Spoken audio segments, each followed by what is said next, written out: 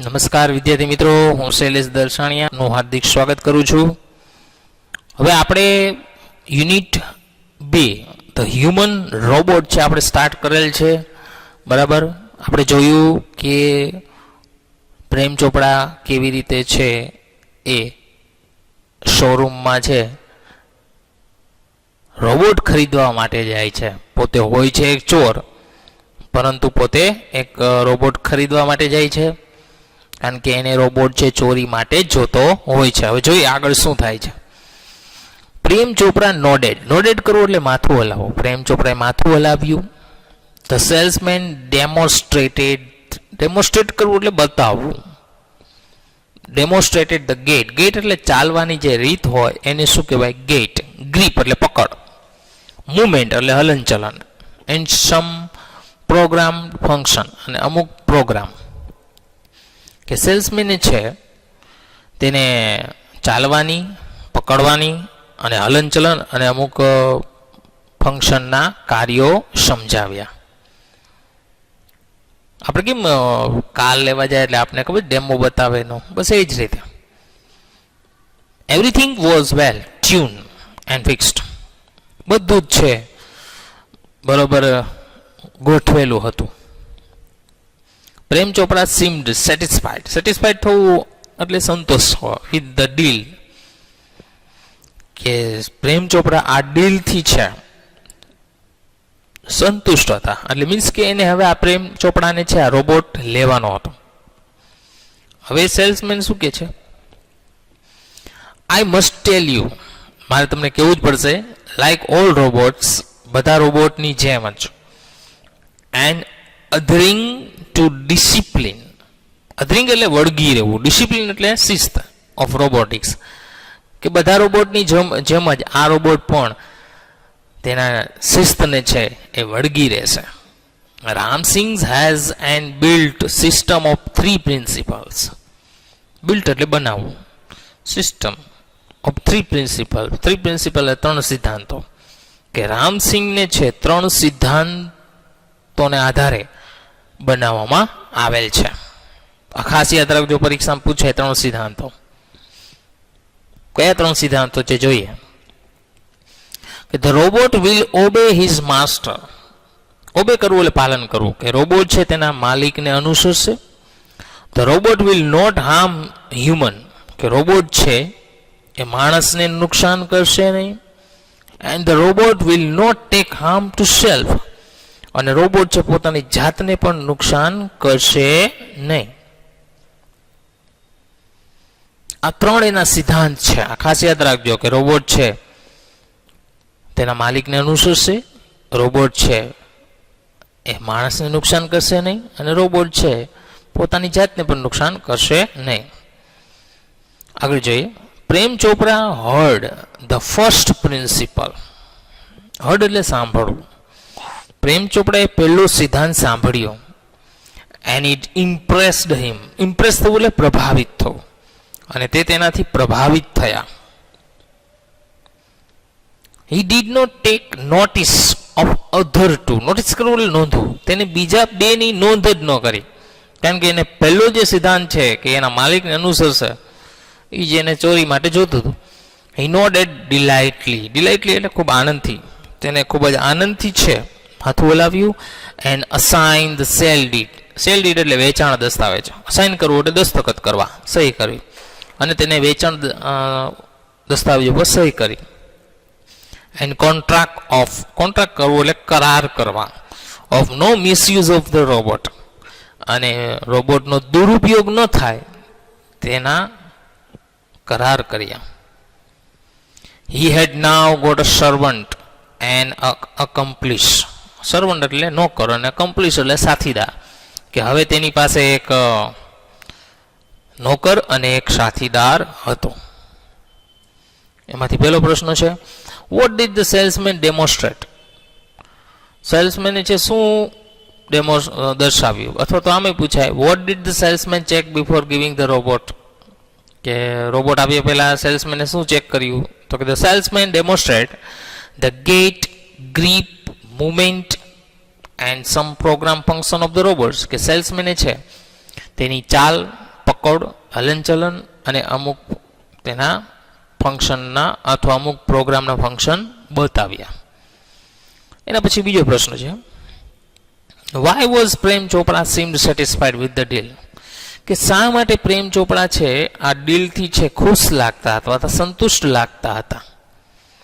તો કે પ્રેમ ચોપડા seemed satisfied with the deal, કે પ્રેમ ચોપડા આ ડીલથી છે સંતુષ્ટ લાગતા હતા બીકોઝ કારણ કે everything in the robot was well tune and fix, કે રોબોટમાં બધું જ છે સારી રીતે ગોઠવાયેલું અને ચોક્કસ હતું.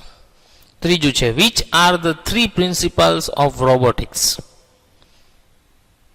રોબોટના 3 સિદ્ધાંત કયા કયા છે? તો આમ પણ પ્રશ્ન પૂછાય, which principles given Ramsingh 070 behaviour? તો એનો જવાબ છે, the 3 principle of robotics are the robot will obey his master, કે રોબોટ તેના માલિકને અનુસરશે. The robot will not harm the humans, robot છે માણસને નુકસાન કરશે નહીં. And the robot will not take harm to self, અને રોબોટ પોતાની જાતને પણ નુકસાન કરશે નહીં. ચોથો પ્રશ્ન છે, by which principle was Prem Chopra impressed? Impress તો બોલે પ્રભાવિત થયો. કયા સિદ્ધાંતથી પ્રેમ ચોપડા પ્રભાવિત થયા હતા? તો કે Prem Chopra was impressed by the principle that the robot will obey his master, કે રોબોટ છે તેના માલિકને અનુસરશે, તે સિદ્ધાંતથી તેઓ પ્રભાવિત થયા હતા. પાંચમો પ્રશ્ન છે, પ્રેમ ચોપડા અસાઇન. હવે આ વાક્ય પૂર્ણ કરવાનું છે કે Prem Chopra assign the sale deed and contract of no misuse of the robot. છઠ્ઠો પ્રશ્ન છે આમાં, after buying the robot Prem Chopra had now got servant and accomplish. આ પણ વાક્ય પૂર્ણ કરવાનું છે. એના પછીનો પેરેગ્રાફ છે, if Ramsingh 070 my robot can shop for groceries, કે જો રામસિંગ 070 મારો રોબોટ છે એ કરિયાણું ખરીદી શકતો હોય, then why not the better things like jewels? તો પછી જ્વેલરી શા માટે નહીં? થોટ પ્રેમ ચોપડાએ વિચાર્યું. એને એવું વિચાર્યું કે ભાઈ કરિયાણું ખરીદી શકતો હોય તો પછી જ્વેલરી શા માટે નહીં? ઇન ધ માર્કેટ, બજારમાં, robot carrying a heavy packets, robot છે ભારે પેકેટ છે ઉચકતો, બાઇંગ થિયેટર ટિકિટ્સ, થિયેટરની ટિકિટો ખરીદતો, carrying a groceries to the cars, were common sight, એટલે આ તો એક સામાન્ય દ્રશ્ય હતું. Carrying grocery to the car, એટલે કાર સુધી કરિયાણું લઈ જવું એ તો સામાન્ય હતું. But still strange and amusing star, પરંતુ હજુ એક વિચિત્ર અને એક અમ્યુઝિંગ એટલે કે અદ્ભુત નોકર હતો. Ram Singh 070 was thoroughly efficient. Efficient એટલે કાર્યક્ષમ. રામસિંગ રોબોટ છે એ કાર્યક્ષમ હતો. વિથ ટ્રમ્બેન્ડસ સ્પીડ, કે જેની ઝડપ અદ્ભુત હતી. એન્ડ એક્યુરેસી એટલે ચપળતા, કે તેની ઝડપ અને ચપળતા અદ્ભુત હતી. He collected the groceries into the shopping trolley. તે કરિયાણું છે શોપિંગ ટ્રોલી, ખબર શોપિંગ માટે ટ્રોલી આવે, તે કરિયાણાની વસ્તુ શોપિંગ ટ્રોલીમાં ભેગી કરતો. And pause for the next command, અને નેક્સ્ટ કમાન્ડ માટે છે રોકાતો. પોઝ એટલે શું થાય? રોકાવો. 2 kilograms of mangoes. હવે જો આ છે એ આદેશ આપે છે. કોણ આદેશ આપે છે? પ્રેમ ચોપડા. કે 2 kilograms of mangoes, 2 કિલોગ્રામ કેરી, રાઇપ એન્ડ જ્યુસી, પાકી અને રસાળ. રાઇપ એટલે શું થાય? પાકું, અને જ્યુસી એટલે શું થાય? રસાળ. Commanded Prem Chopra from distance. પ્રેમ ચોપડાએ છે દૂરથી છે આદેશ આપ્યો. સિંગ હ્યુઝ પાઇલ ઓફ મેંગોઝ. તેને મેંગોઝ એટલે કેરી, કે તેને કેરીનો એક પાઇલ એટલે ઢગલો, કે કેરીનો એક વિશાળ ઢગલો જોઈ અને આદેશ આપ્યો.